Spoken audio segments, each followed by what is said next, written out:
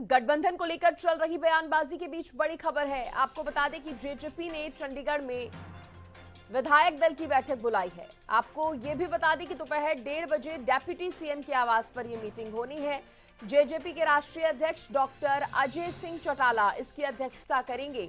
उप मुख्यमंत्री, प्रदेश अध्यक्ष समेत पार्टी के वरिष्ठ नेता भी इस बैठक में मौजूद रहेंगे।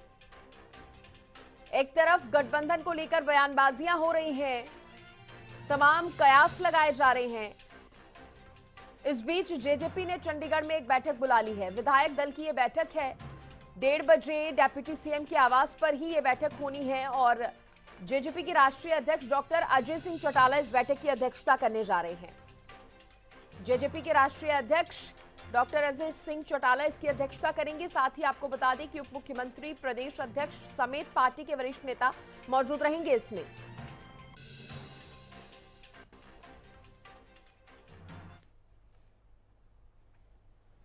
इस खबर पर ज्यादा जानकारी देने के लिए मेरे सहयोगी रवि कार्यरमन मेरे साथ जुड़ गए हैं। रवि, एक तरफ हम देख रहे हैं लगातार बीजेपी और जेजेपी के गठबंधन को लेकर जिस तरह से सियासी बयानबाजियां हो रही हैं, बीजेपी में तो मुलाकातों का दौर भी जारी है। इस बीच अब जेजेपी की तरफ से इस बैठक का आयोजन किया गया है। विधायक दल की हालांकि ये बैठक है, किस तरह से इसको देखा जाए? अब बिल्कुल सृष्टि, देखिए जननायक जनता पार्टी की तरफ से तमाम विधायकों को साधा गया है, बुलाया गया है। आज कहीं ना कहीं विधायक दल की उनकी बैठक होने वाली है। पार्टी के राष्ट्रीय अध्यक्ष अजय सिंह चौटाला के नेतृत्व में उनकी अध्यक्षता में ये बैठक होगी। उप मुख्यमंत्री दुष्यंत चौटाला इस बैठक में मौजूद रहेंगे। इसके साथ साथ प्रदेश अध्यक्ष सरदार निशान सिंह इस बैठक में मौजूद रहेंगे। तमाम सीनियर जो नेता हैं जननायक जनता पार्टी के, वो इस बैठक में मौजूद रहने वाले हैं। करीब 1:30 बजे के आसपास ये बैठक उप मुख्यमंत्री के आवास पर शुरू होगी और कहीं ना कहीं जिस प्रकार से बयानबाजियां देखने को मिली पिछले काफी दिनों से, लगातार एक दूसरे को लेकर कहीं ना कहीं बयानबाजियां हुई, गठबंधन को लेकर सवाल उठे, तो कहीं ना कहीं उस बीच ये जो बैठक है विधायक दल की काफी अहम मानी जा रही है। कहीं ना कहीं अगर बात की जाए तो किस प्रकार से तमाम लोगों के बीच जाना है, कौन से ऐसे मुद्दे हैं जिनको लेकर जनता के बीच जाया जाए, कहीं ना कहीं पार्टी को मजबूत करने के लिए मूल मंत्र जो है यहाँ तमाम विधायकों को दिए जाएंगे। और इस प्रकार की जो बयानबाजी हो रही है, इसको लेकर भी कहीं ना कहीं जो है इस बैठक में चर्चा की जानी है। तो कहीं ना कहीं राजनीतिक लिहाज से काफी अहम बैठक ये जननायक जनता पार्टी की मानी जा रही है। सृष्टि, रवि, देखिए आपने कहा कि कई मुद्दे हैं जिन पर चर्चा होगी, आगामी रणनीति भी बना सकते हैं और साथ ही ये जो बयानबाजियां चल रही हैं उसको लेकर भी बातचीत हो सकती है। देखिए, हालांकि दोनों पार्टियों की तरफ से इस पर कुछ साफ नहीं कहा गया है। खासतौर पर हम बीजेपी की भी बात करें तो खुद मुख्यमंत्री ये कहते नजर आए थे कि हमारे गठबंधन में कोई कमी नहीं है, सब कुछ अच्छा चल रहा है। लेकिन फिर भी जिस तरह से मुलाकातें बीजेपी में हो रही हैं, उनको देखते हुए कहीं ना कहीं जेजेपी को अब ये भी ध्यान में रखना जरूरी होगा कि वो एक अलग प्लानिंग भी अपनी लेकर चले कि किस तरह से पार्टी को, अगर ऐसी कोई सिचुएशन आती भी है तो मजबूती के साथ हम आगे बढ़ा सकते हैं। क्या जेजेपी अब ये समझ गई है?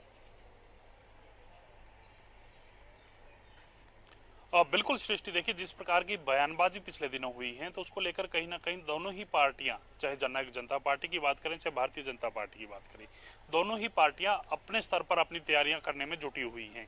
अगर गठबंधन के साथ आगे बढ़ना है तो उसके लिए भी दोनों ही पार्टियां तैयार हैं और अलग अलग आगे बढ़ना है तो उसके लिए भी कहीं ना कहीं दोनों दल मेहनत जो है वो कर रहे हैं।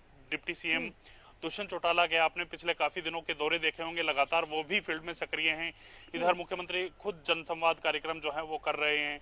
तमाम जो मंत्री हैं उनकी भी ड्यूटियां लगाई हैं, विधायकों की भी ड्यूटियां लगाई गई हैं कि आप भी जनसंवाद कार्यक्रम जो है वो करें।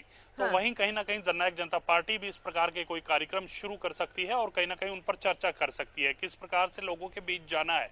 क्योंकि देखिए गठबंधन जिस प्रकार की बयानबाजियां हुई हैं तो कहीं ना कहीं ध्यान में जरूर रखा जाएगा कि अगर आगे भविष्य में अगर अलग होना पड़ता है तो किसी प्रकार की दिक्कत ना हो। तमाम सीटों पर 90 के 90 हलकों पर तमाम जोन के कार्यकर्ता हैं, तमाम जोन के नेता हैं, वो पहुंचे, अपने कार्यकर्ताओं के साथ संवाद करें, लोगों के साथ संवाद करें, बातचीत करें, कहीं ना कहीं उनकी तमाम जो परेशानियां हैं उनको हल करने का प्रयास करें। इस प्रकार की तमाम चीजें इस बैठक में। ठीक है रवि, आप बने रहिए क्योंकि वरिष्ठ पत्रकार राजेंद्र जादौन जी भी हमारे साथ जुड़ गए हैं। राजेंद्र जी, देखिए आप तो हरियाणा की राजनीति को फॉलो कर रहे हैं लंबे समय से, अभी जो चल रहा है उस पर क्या कहेंगे, इसको किस तरीके से समझा जाए? क्योंकि देखिए बयानबाजियां हो रही हैं, मुलाकातें भी हो रही हैं, लेकिन साफ कोई भी कुछ नहीं कह रहा। देखिए, ऐसा है कि साफ तो मुख्यमंत्री जी ने कहा है कि सरकार हमारी थी और हमने जो है मजबूरी में जेजेपी से समर्थन लिया। तो स्वाभाविक ही है कि वो मजबूरी जो है महसूस कर रही बीजेपी तो अपना 75 पार का नारा दे रही थी और उनको जब बहुमत नहीं मिला तो जेजेपी का साथ उनको मजबूरी में देना पड़ा। और जेजेपी के पास भी कोई चारा नहीं था कि 10 विधायकों को लेकर वो क्या करते। मेन अपोजिशन पार्टी भी कांग्रेस थी, कोई अपोजिशन की जो भूमिका है खास तौर से वो भी दिखाने की स्थिति में नहीं थी। तो उन्होंने देखा कि भाई अलायंस कर दिया जाए, बीजेपी को जरूरत थी, उनको जरूरत थी, लेकिन इसके बावजूद वो अपने स्वतंत्र अस्तित्व को बनाए रखने के लिए दोनों पार्टियां लगातार संघर्ष करती हैं। ये नहीं है कि अभी चुनाव करीब आ गए इसलिए तेज कर दिया। वो पहले से ही जो है अपने संगठन को मजबूत करने में जेजेपी लगी हुई थी और लगातार वो ये भी कहती रही कि हम अपने चुनावी वादी इसलिए पूरी नहीं कर पाए कि हमें उतनी स्ट्रेंथ नहीं मिली, हमें हमारे विधायकों की संख्या सिर्फ 10 है। अगर हमें मेजोरिटी मिलती है, हमारी सरकार होती या हम और मजबूत स्थिति में होते तो हम अपना चुनावी एजेंडा पूरा करवाने की स्थिति में होते। तो ये जो चुनाव के जो संगठन के स्तर पर जो उनकी तैयारियां हैं वो तो ये अपने लेवल पर पहले से ही जो है जारी रखे हुए हैं। ये नहीं है कि गठबंधन टूटा। क्या है, 1 साल का मैक्सिमम समय है, उसमें भी डेट वगैरह आ जाती है, 6 महीने का समय रह जाता है। तो अब वो इतने से समय के लिए ये गठबंधन भी क्यों तोड़े। तो मुझे लगता है किसी तरह से अब या तो ये है कि चुनाव के बाद जो परिणाम आते हैं उसके हिसाब से तय होगा। सबसे बड़ा फैसला ये होना है कि ये अलग होकर लड़ते हैं या एक होकर लड़ते हैं। अब ये अभी असमंजस है, ये निर्दलियों से चर्चा कर रहे हैं तो अब उसमें असमंजस तो बना हुआ है राजेंद्र जी, लेकिन आपने जिस तरह से कहा कि देखिए सीएम तो साफ कह चुके हैं, आपने भी कहा और हमने भी सुना जब उन्होंने कहा था कि गठबंधन में सब कुछ ठीक है, आगे भी अभी गठबंधन बना रहेगा। लेकिन इस बीच विप्लव देव से जो निर्दलीय विधायक मुलाकात कर रहे हैं, मुलाकात के बाद जो उनके बयान आ रहे हैं वो तो संशय पैदा कर रहे हैं। हमने सुना था विधायक गोपाल कांडा का भी बयान सामने आया था, वो कहते नजर आए थे कि बीजेपी तो अकेले दम पर सरकार चला सकती है, जेजेपी की कोई जरूरत नहीं है। रणधीर सिंह गोलन ने भी कुछ इस तरीके का बयान दिया था। तो ये बयान तो संशय पैदा कर रहे हैं। नहीं आ रहा है, जैसे चौधरी वीरेंद्र सिंह जी का भी पहले से आ गया था कि अब तो एक छोटी पार्टी को इसमें इंपोर्टेंस देने की क्या जरूरत है, महज 10 विधायकों के दम पर वो जो है सरकार में एक बड़ा रोल कर रही है।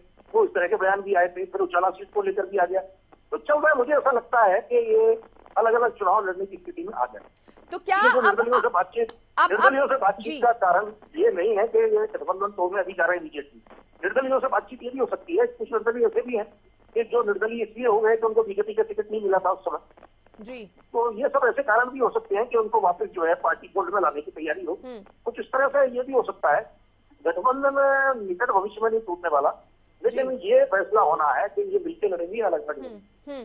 हालांकि बिल्कुल गठबंधन अभी टूटने तो नहीं वाला, लेकिन राजेंद्र जी कहीं ना कहीं अब जेजेपी के लिए भी ये जो सिचुएशन है वो बन गई है कि वो जिस तरीके से बीजेपी अपनी तैयारियां करके चल रही है, जेजेपी भी अपनी तैयारियां करके चले। इस पर मैं आपसे जवाब लूंगी राजेंद्र जी, लेकिन मेरे सहयोगी हितेंद्र भी मेरे साथ जुड़ गए हैं। पहले मैं हितेंद्र का रुख करना चाहूंगी। हितेंद्र, आज ये जो बैठक हो रही है जेजेपी की, सबसे पहले तो उसको लेकर जानकारी दीजिए, किस तरह से देखा जाए इस बैठक को। सृष्टि, बिल्कुल पिछले कुछ दिनों से जब से हरियाणा न्यूज़ का एक कॉन्क्लेव हुआ उसमें मुख्यमंत्री मनोहर लाल का एक बड़ा बयान सामने आया था कि सरकार मुख्य रूप से बीजेपी की है, जेजेपी सहयोग कर रही है। वहीं से स्थिति जो है वो साफ होनी शुरू हो गई थी कि अब बीजेपी जेजेपी गठबंधन जो कि सत्ताधारी गठबंधन है उसमें कुछ गड़बड़ होनी शुरू हो गई है। उसके बाद से लगातार बयान सामने आए, डिप्टी सीएम का बयान सामने आया, जेजेपी के प्रदेश अध्यक्ष का बयान सामने आया। उन्होंने इस बयान को लेकर के आश्चर्य जाहिर किया और ये सवाल भी कहीं ना कहीं वो पूछते हुए नजर आए कि पता नहीं किन परिस्थितियों में मुख्यमंत्री मनोहर लाल ने ये बात कही। लेकिन उसके बाद जैसे ही मोदी सरकार के 9 साल का कार्यकाल पूरा होता है, बीजेपी की तरफ से महाजनसंपर्क अभियान शुरू किया जाता है और हरियाणा में बीजेपी प्रभारी विप्लव देव काफी सक्रिय भूमिका में नजर आए, अलग अलग जगहों पर जाते हुए नजर आए। और जब उचाना सीट को लेकर के उनका बयान सामने आया कि उचाना से तो मेरी दीदी ही चुनाव अगला जीतेंगी, उसको लेकर के बयानबाजी का सिलसिला और ज्यादा तेज हो गया। स्थिति और ज्यादा स्पष्ट होनी शुरू हो गई कि अब बीजेपी जेजेपी गठबंधन में बहुत ज्यादा दिक्कतें जो हैं वो सामने आ रही हैं। भले ही बीजेपी और जेजेपी की तरफ से, दोनों ही तरफ से सरकार भी जो शीर्ष नेता हैं, चाहे वो मुख्यमंत्री मनोहर लाल की बात करें या डिप्टी सीएम दुष्यंत चौटाला की बात करें, दोनों की तरफ से हाल फिलहाल में ये बयान सामने आ चुके हैं इस इन पूरी गतिविधियों के बीच में कि सरकार को लेकर के कोई संशय नहीं है, सरकार का गठबंधन जारी रहेगा। संगठन में बताया कि देखिए कहां से जो एक्चुअली में जो बयानबाजियां थी वो शुरू हुई और अभी तक क्या क्या हुआ है। हितेंद्र, इस बीच विधायक नयनपाल रावत भी आज मुलाकात करने जा रहे हैं बिप्लब देब से। हालांकि कहा जा रहा है कि ये मुलाकात तो पहले ही हो जानी थी, जिस दौरान विधायक गोपाल कांडा ने बात की थी उसी दिन ये मुलाकात हो जानी थी, लेकिन कुछ वजह से नहीं हो पाई। तो आज नयनपाल भी पहुंच रहे हैं, उसको लेकर क्या जानकारी?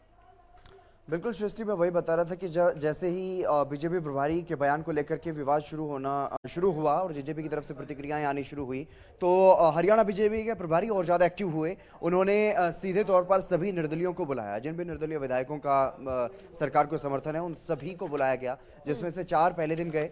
उसके अगले दिन विधायक गोपाल कांडा, क्योंकि हलोपा सुप्रीमो है, तो वो भी उनसे मुलाकात करने के लिए गए। और उसके अगले दिन उसी दिन शाम को हरियाणा बीजेपी के प्रभारी बिप्लब देब चंडीगढ़ में पहुंचते हैं, मुख्यमंत्री मनोहर लाल से करीब 4 घंटे तक मुलाकात करते हैं। उसके अगले दिन कैबिनेट मंत्री रणजीत चौटाला, वो भी निर्दलीय क्योंकि चुनाव जीते थे, तो उनसे मुलाकात हुई। और अब नयनपाल रावत बचते हैं जो सरकार को समर्थन दे रहे हैं। एक और निर्दलीय विधायक हैं बहम से बलराज कुंडू, उनसे अभी तक कोई बातचीत नहीं हुई और होना कुछ ऐसी संभावनाएं भी नहीं लग रही कि उनसे मुलाकात होगी, क्योंकि वो सरकार से अपना समर्थन वापस ले चुके हैं। उसके अलावा लगभग तमाम जितने भी निर्दलीय विधायक हैं, एक इनेलो विधायक को छोड़कर बाकी सबसे तो बातचीत हो गई है, आज नयनपाल से भी होने वाली है। मैं राजेंद्र जी का रुख करना चाहूंगी। राजेंद्र जी, मैं जेजेपी पर आपसे सवाल पूछ रही थी, तो क्या जेजेपी भी अब पूरी तैयारी में क्या नजर आ रही है और आज बैठक भी होने जा रही है, एक उसको किस तरह से देखा जाए?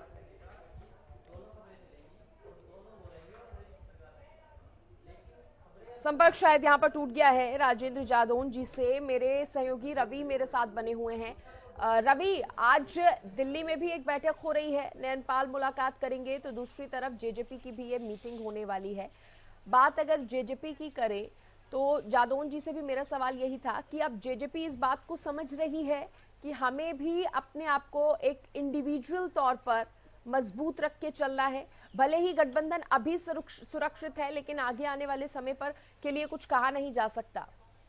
रवि,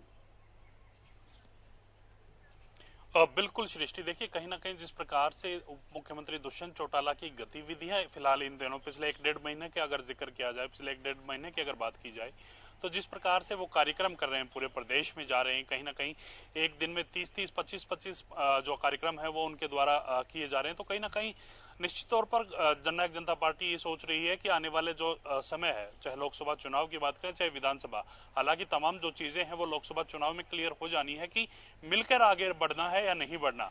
तो उसके लिए कहीं ना कहीं जननायक जनता पार्टी भी पूरी तौर से तैयार हो रही है और कहीं ना कहीं उसी चीज के चलते जो पिछले दिनों काफी बयानबाजी हुई थी, इन्हीं के चलते जननायक जनता पार्टी कुछ ज्यादा एफर्ट जो है वो फील्ड में अब करने वाली है, क्योंकि उनको पता है, मालूम है कि 2024 का जब लोकसभा चुनाव आएगा तो कहीं ना कहीं इस प्रकार की अगर स्थिति बनती है तो कहीं ना कहीं वो बैकफुट पर ना रहें, फ्रंट फुट पर आकर ड्राइव करने की कोशिश जो है वो लगातार करते रहेंगे।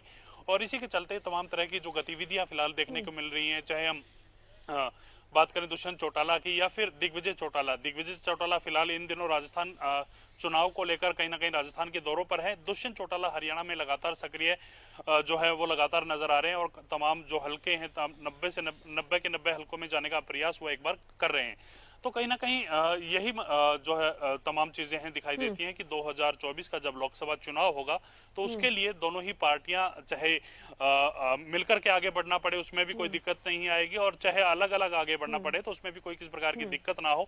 तो इसको लेकर कहीं ना कहीं अपनी अपनी रूपरेखा तैयार करने में जुटी हुई है। जी, जादौन साहब मेरे साथ जुड़ गए हैं। जादौन साहब, अगर गठबंधन चलता है आगे भी तो देखिए अलग बात होगी, लेकिन अगर अलग अकेले दम पर जेजेपी को लड़ना है तो क्या वो उतनी तैयार है?